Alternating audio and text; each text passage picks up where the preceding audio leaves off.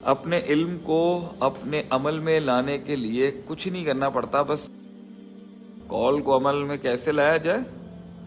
قول کو عمل میں لانے کے لیے اچھا، امام بخاری نے بھی باب باندھا نا، العلم قبل القول والعمل.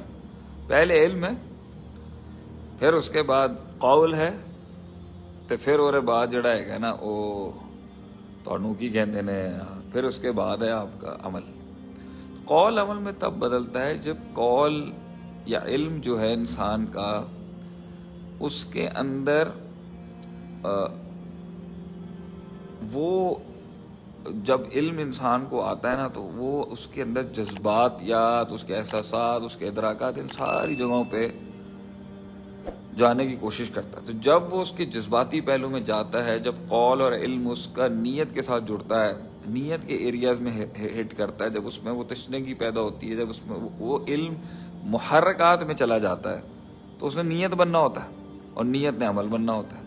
تو وہ علم کو نیت بننے کے لیے، قوت استدلال کو قوت ارادہ بننے کے لیے نیت چاہیے کہ بھئی یہ علم کی قبولیت اگر اس کے اندر آئے گی تو اس قبولیت کے کچھ تقاضے ہوں گے، متقاضی ہوگا وہ اس کے اندر کہ وہ اس کو عمل، اس علم کے متعلق اس کے عمل کے لیے جو فلیئر چاہیے ہوگا وہ جسم میں اللہ خود پیدا کر دیتا ہے. آپ ہوتے ہیں جو گلا گھونٹ دیتے ہیں اور میں گلا گھونٹ دیتے ہیں اس کو. تو بس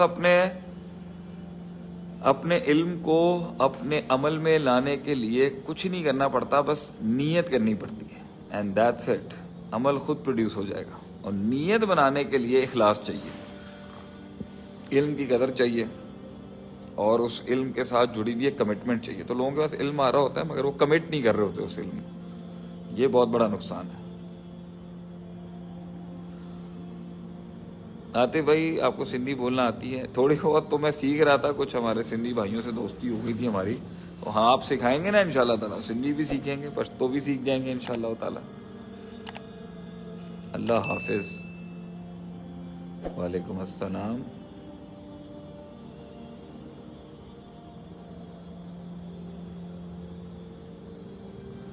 تعلیم اور علم میں کیا فرق ہے؟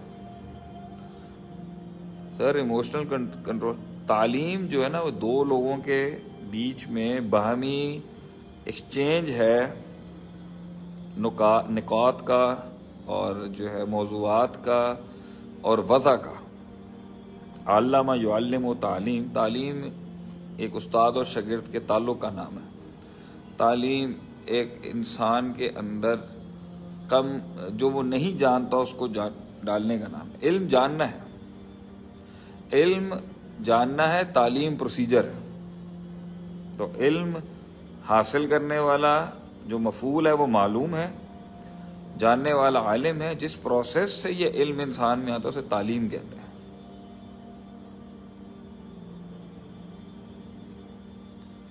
سبب کے بغیر توکل بہتر ہے یا سبب کے ساتھ؟ شیخ صاحب نظام پر بھی توجہ دینے کی ضرورت ہے، روشنی ڈالیے برائے کرم. نظاموں کی بات آ گئی ہے بھائی جان یہاں پر.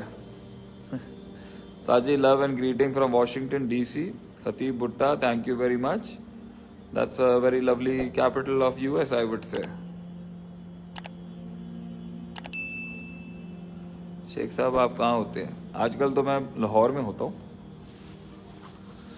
And I am right now in Almadrar institute Lahore campus. ہم اپنے بھائی کا انتظار کر رہے ہیں جن کی ہم نے کاؤنسلنگ کرنی ہے، تو ہم نے کہا ذرا لوگوں سے بات کر لیں.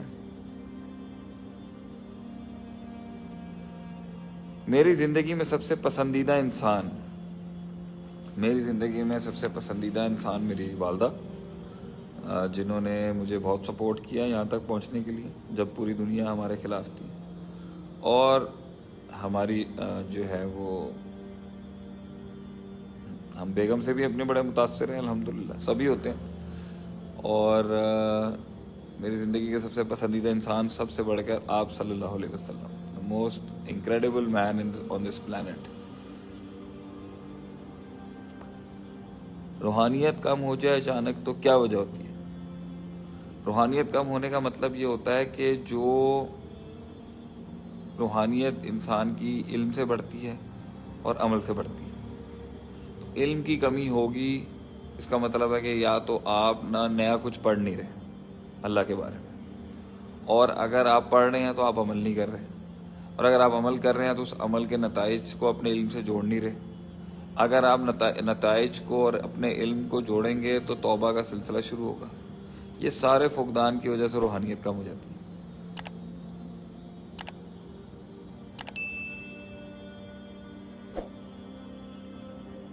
عرفان غنی، لو یو ٹو بھائی۔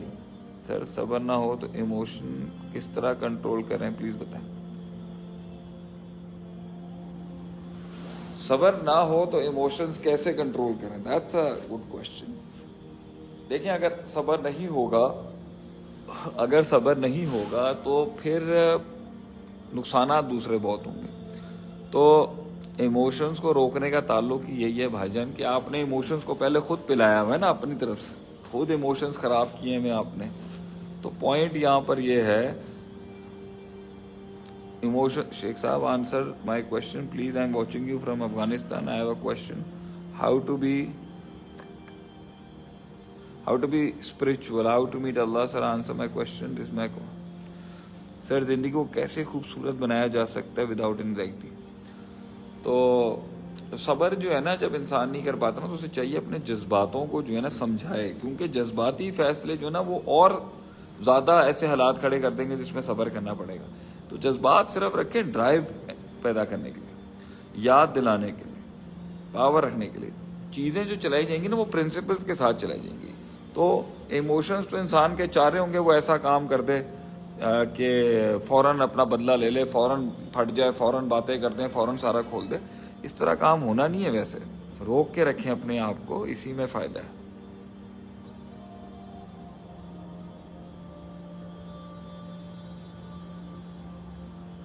اچھا جی، I am first year MBBS۔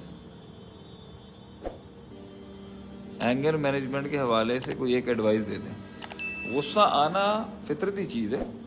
If you are getting angry naturally, مطلب غصے کا مطلب ہوتا ہے کہ ایک ایسی چیز جو نفس کو اور آپ کے علم کو جو ہے نا وہ پسند نہ ہو، ٹھیک ہے، اور اس کے اندر جو ہے نا آپ کو اس چیز سے بغض ہو، کراہیت ہو، اور وہ چیز سامنے اکر ہو جائے تو غصہ تو آئے گا اس پر۔ اللہ کے لیے بھی غصہ ہو تو اچھا ہے، ذات کے لیے، نفس کے لیے، کسی اور معاملات کے لیے غصہ ہو تو دیکھا جا سکتا ہے۔ پوائنٹ یہ ہے کہ غصے کا آنا نیچرل ہے، غصے کا اظہار ہے مسئلہ۔ تو اگر آپ کو لگتا ہے آپ کے اظہار سے اس چیز کو روکا جا سکتا ہے تو اظہار کر دیں غصے کا۔ اگر آپ کو لگتا ہے نہیں ہو سکتا، آپ گونگے کانوں کے اوپر صرف بین بجا رہے ہیں، کہتے ہیں نا بھینس کے آگے بین بجانے والی بات ہے، تو غصے کا اظہار کیوں کرنا ہے؟ جب آپ کو پتہ ہے آپ کے غصے سے کچھ بھی نہیں ہو سکتا، ایسے انسان کا اظہار کرنا اس کی کمزوری کی علامت ہے۔ روک کے رکھے، وقت آئے گا دیکھا جائے گا۔